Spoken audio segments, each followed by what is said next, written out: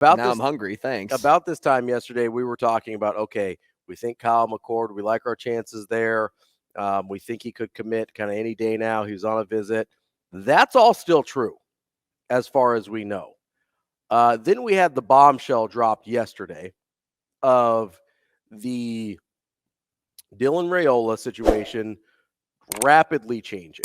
And one of the things that I want to talk to Schaefer about, because my understanding of the situation is this was a very late movement thing on Raiola's part. This does not appear to be something that's been in the works for days, even certainly not weeks or longer.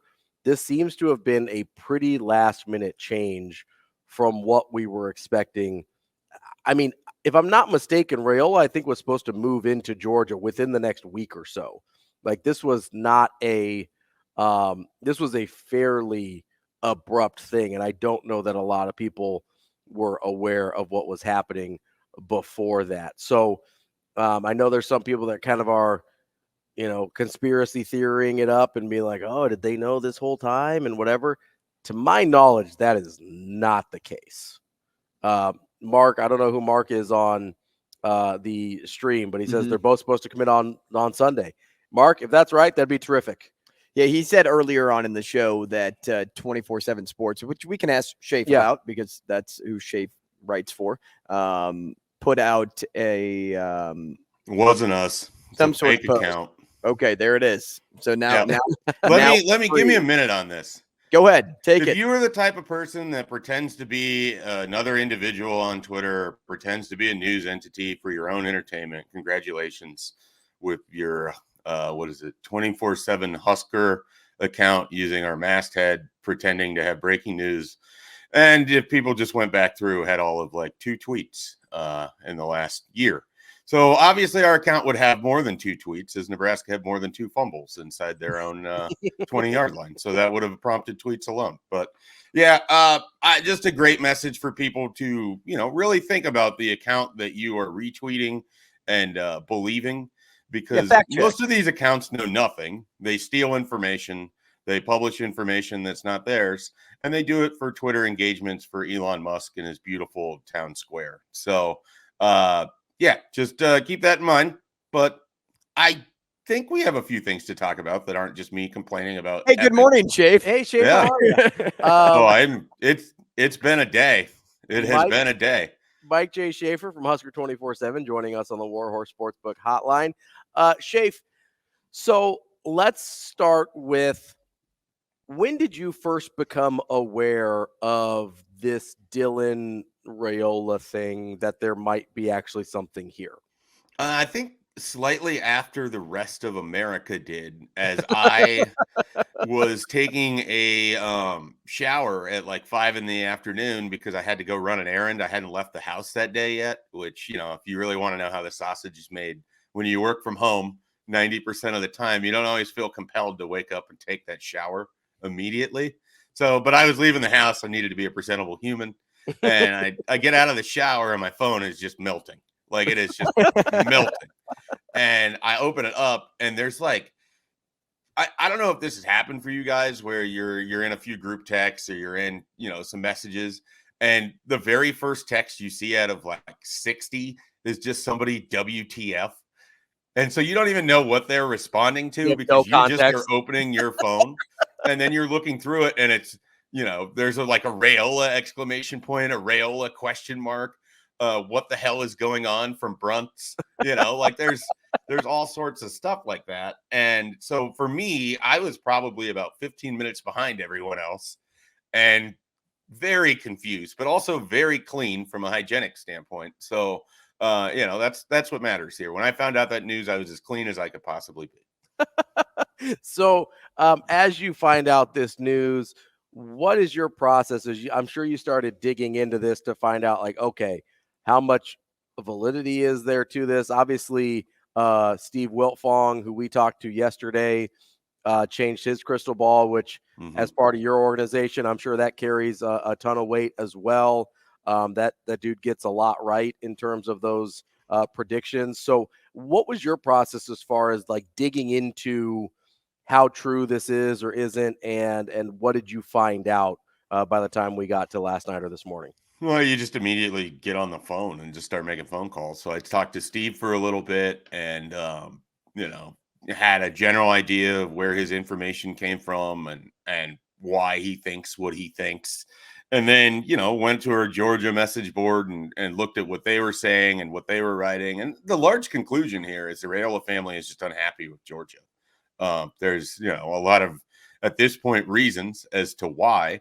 And only ultimately Dominic and Dylan and the close family probably know what exactly it is. And I think the Georgia coaches, which is, I think, where the information kind of started that, hey, this is getting, we're going to lose this kid. So I am under the belief that the Raiola family is not happy with how things have played out at Georgia.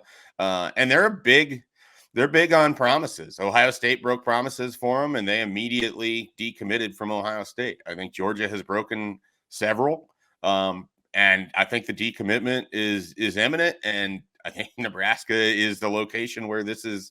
They're going to be the big beneficiary here. And the fascinating thing to me is if you go back to October 21st, Nebraska plays Northwestern, and Dylan Raiola is in town because Dayton and Raiola is a recruitable athlete that Nebraska has.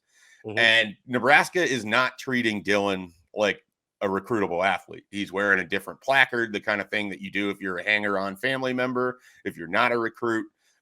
He told people in a Georgia group text of commits, hey, I'm just going to this game because Nebraska is recruiting my brother. It's a family trip.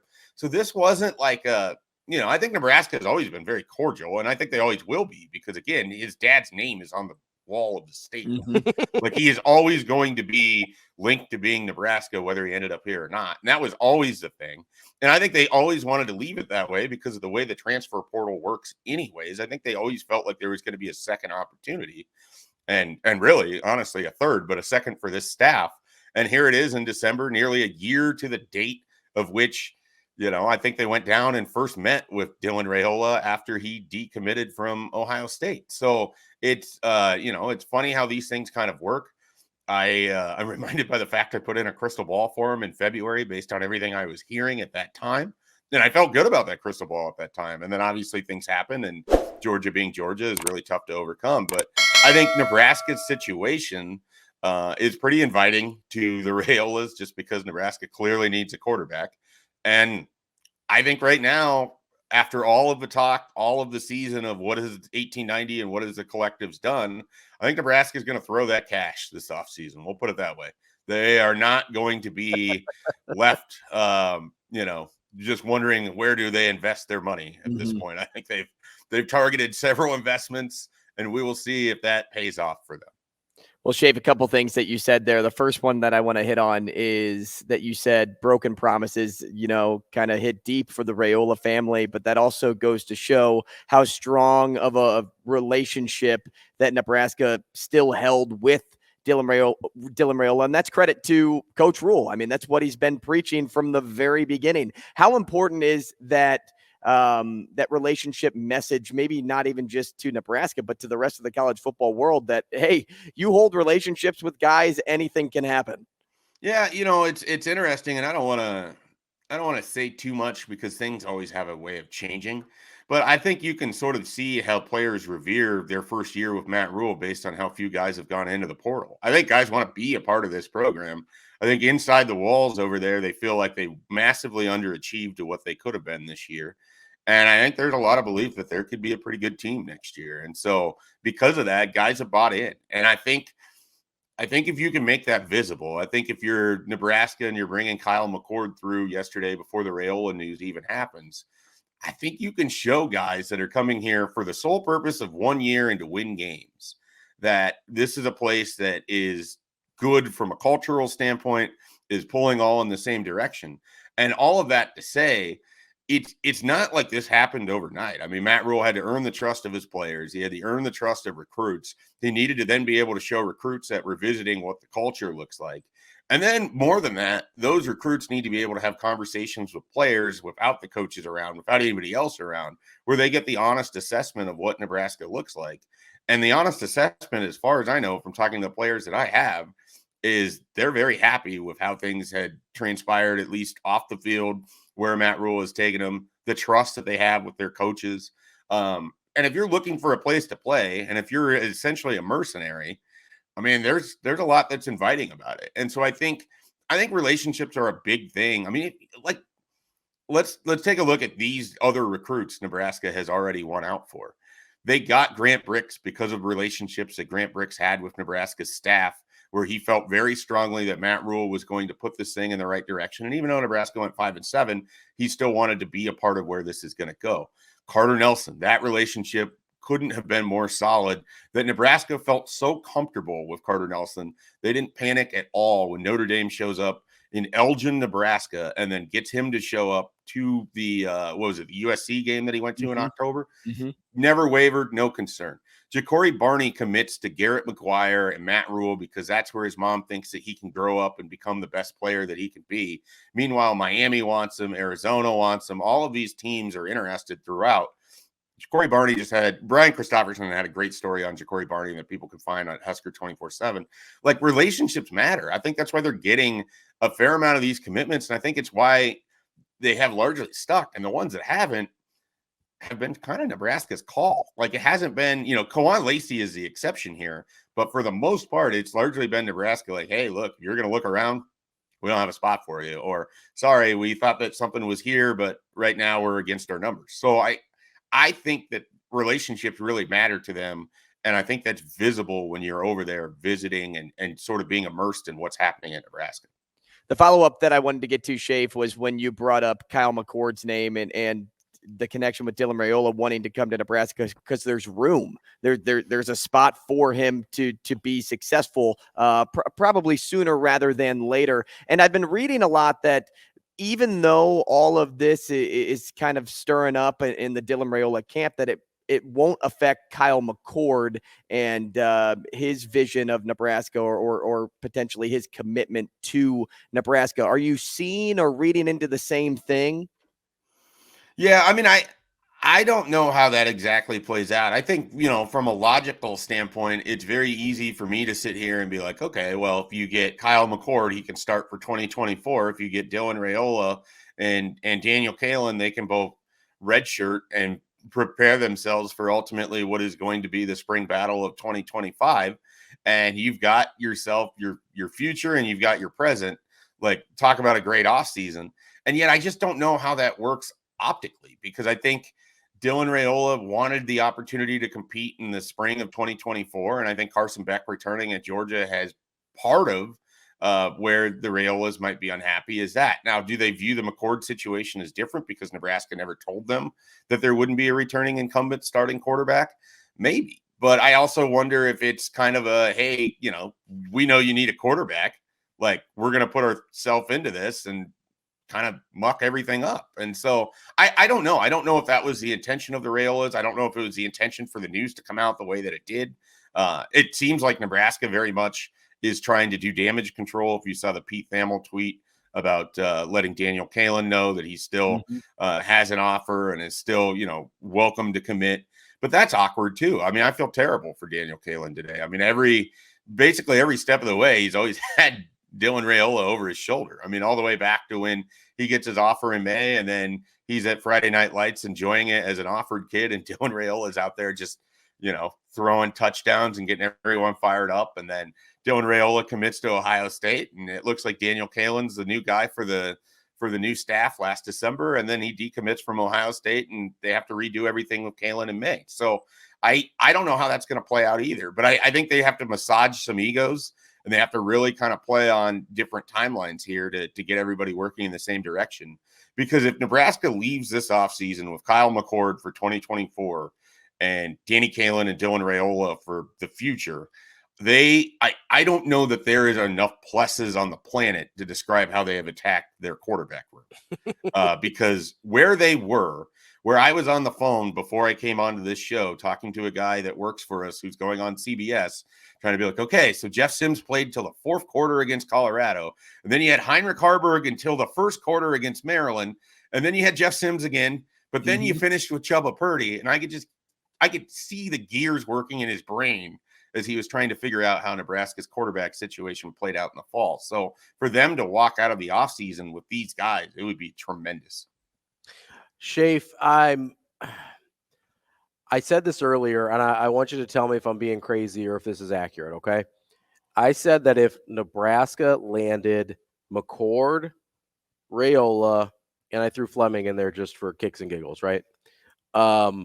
If Nebraska landed those three guys, would that represent Nebraska's biggest win of the 21st century? Yeah, I mean, Raiola himself is the single biggest recruiting win in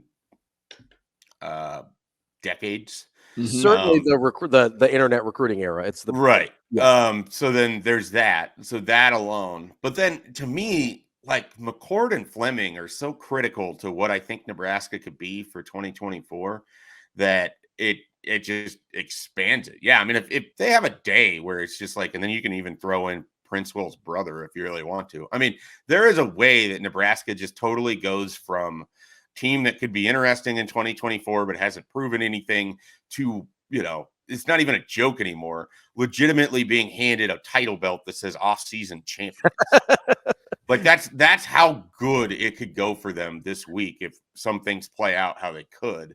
Now, being a citizen of Nebraska most of my entire life and someone who has covered this team since 2009 and followed this team since 1993, generally when it looks too good for Nebraska, there's something that goes against it. But if they were to walk out of there with that kind of haul, that just would reinvigorate the idea. I mean, they got huge news. Yes, like the Raiola thing overshadows that they have Kyle McCord on campus.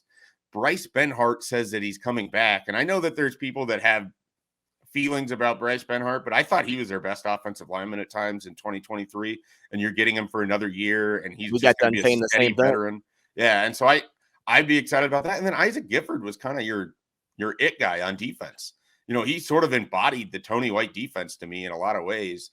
And so to get both of those guys back, and it feels like it's the third most important thing that came out of yesterday because of the two quarterbacks. Like, that's remarkable. Schaefer, yeah, you're right.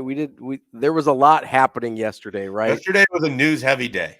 A news heavy night until 5 o'clock. Right. And then everything happened from 5 until roughly 10 p.m.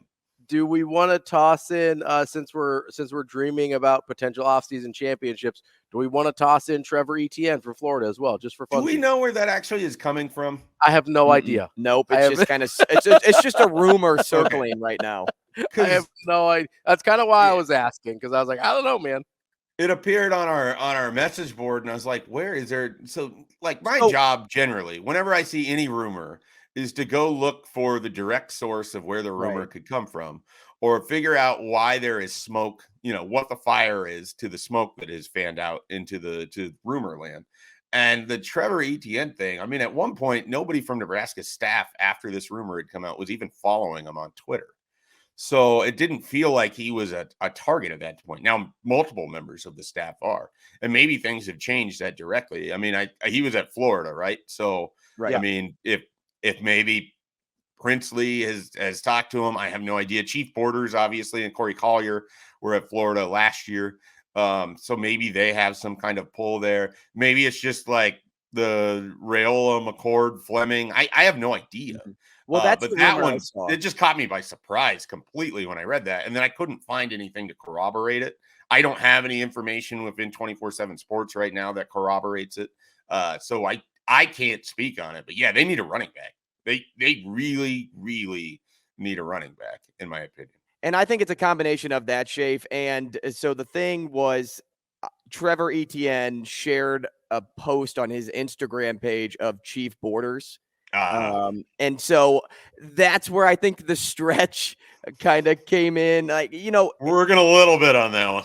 Right. Well, and it's the season of wishing, right? And when you see tea leaves out right, here, when you see what happened last night, and people see then connection to the top running back in the portal, and then you also have the brother of Prince Will from that university, maybe also having some sort of tie-in. It just seems like everybody's trying to stretch the silly putty as far as it can go before it just, strings off.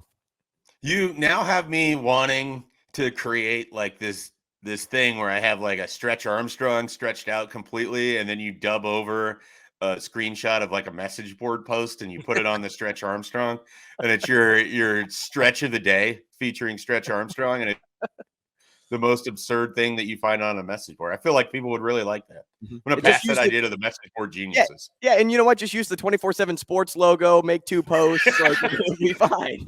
You borrow anything from our website that you want. You need photos? Take them. You want our inside information? Have it. You want access to the database? Here's the key. I was I just had a vision of our sales team reaching out to a yoga studio for our Hurrdat Sports Radio recruiting stretch of the day. I like it. Look at that. I like that a lot. That's and Mike Schaefer gets 2% royalty on every deal. I don't need any royalty, but I just want to be asked never to try to perform the stretch so I don't throw my entire body out of whack. We will not be asking any warrior poses out of our guy, Mike J. Schaefer. Schaefer, anything we missed? You got like 30 seconds. Anything we missed? I would keep an eye on 2 people here. We'll talk next Tuesday before signing day, but 2 other names to keep an eye on. Xander Rhule, offensive lineman from Bishop Gorman. It looked like Nebraska was going to be out of room, but I talked with him last night. I think things look good for Nebraska there, so keep an eye on him. He would be a left tackle of the future to slot in behind Gatula and Prohaska. And then Amari Sanders is another name to keep an eye on. He dropped the top 5 at the beginning of December. I think it's Nebraska, Virginia, and I like where Nebraska sits. That's a signing day decision. So I can talk more on those guys next week. But I think a couple more names to know. Mike J. Schaefer, Husker 24/7. Great stuff as always Schaefer. We appreciate it. All right. Thanks, guys. Have a good one. See you, man. Coming up next, we've got Hurrdat Hot Seat here on Hurrdat Sports Radio.